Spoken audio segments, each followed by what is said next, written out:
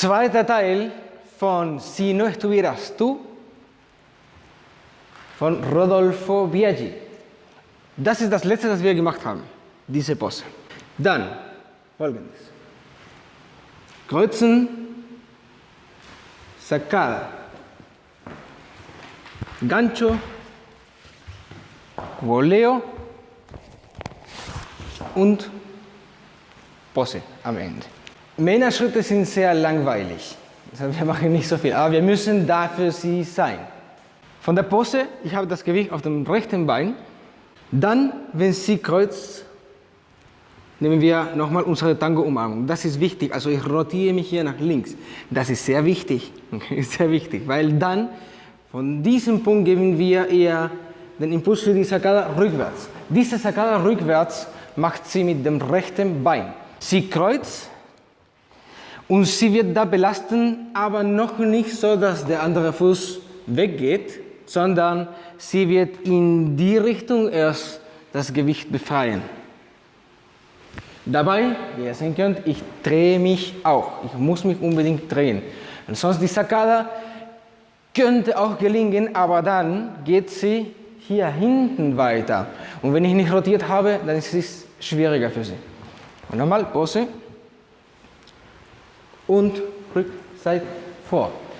Was mache ich da? Da ist sehr wichtig, was ich tue, weil sonst hat sie keinen Platz, um hier hinten zu gehen. Wenn ich das so zeige, ich bin hier in der Pose, ich öffne Tango-Umarmung wieder und dann bei der Sacada, Achtung, Sacada, und jetzt meine rechte Hand wird hier hinten so gehen und der rechte Fuß macht einen Kreis und schließt hier. Dann nochmal vorne, Enrosque und Sacada. Von diesem Winkel sieht das so aus. Achtung, langsam.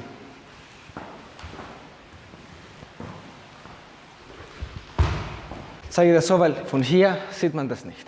Aber das muss so sein. Da. Und die Hand lasse ich auch nicht los.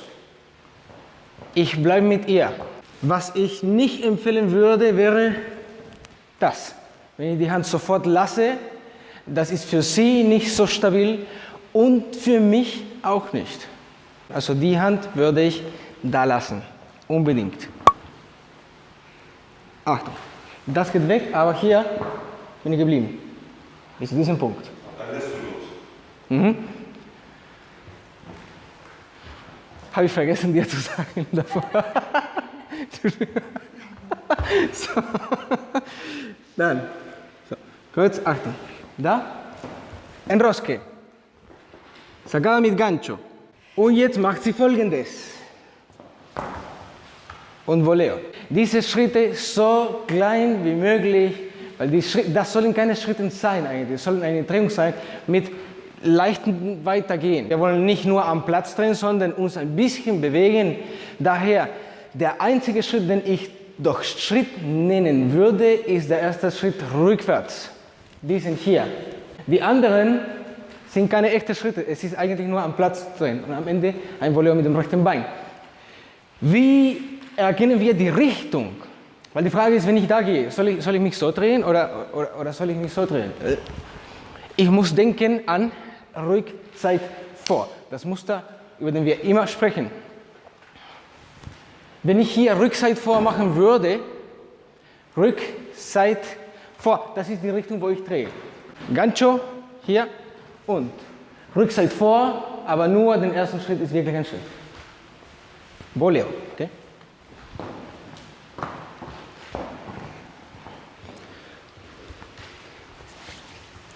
Da. Was macht der Mann?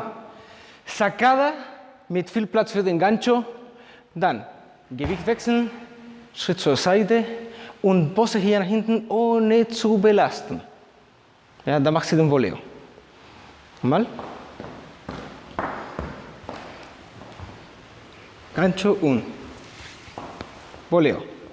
Nach einem Voleo vorne kommt immer ein Schritt rückwärts mit Pivot. Muss nicht unbedingt ein Ocho sein, aber es ist ein Schritt rückwärts mit Pivot. In dem Moment machen wir nochmal. Da Sie geht dahin, ich wechsle und ich gehe zur Seite. Hier machen wir.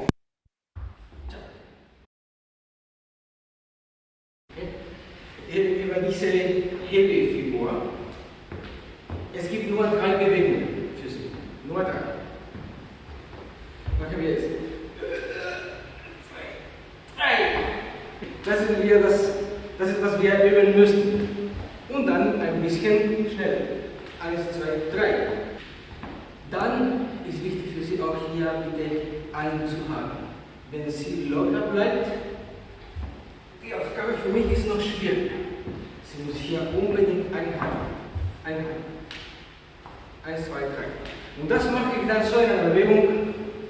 1, 2, 3. Ich rotiere mich. Da dreht sie sich auf und so erreichen wir die letzte Pose. Noch.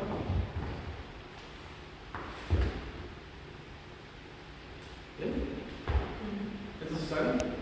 Bei dem Wechsel möchte ich einmal gebeugt, gestreckt. Also beim Roller schon bin gestreckt und dann wechseln. Und bei dem letzten drehe ich. Ja?